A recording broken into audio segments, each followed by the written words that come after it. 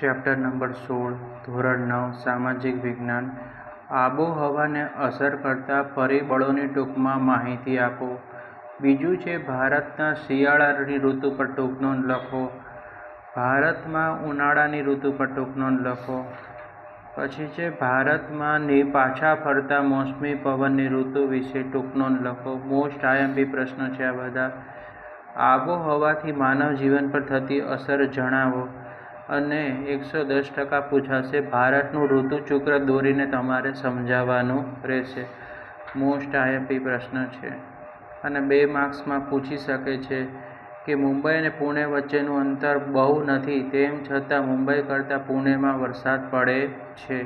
અને 1 માર્કમાં આમ્રવૃષ્ટિ એટલે શું અને ઓક્ટોબર હીટ એની સંકલ્પના પૂછી શકે છે તમને. અને આબોહવા વિશે પણ 1 માર્કમાં પૂછી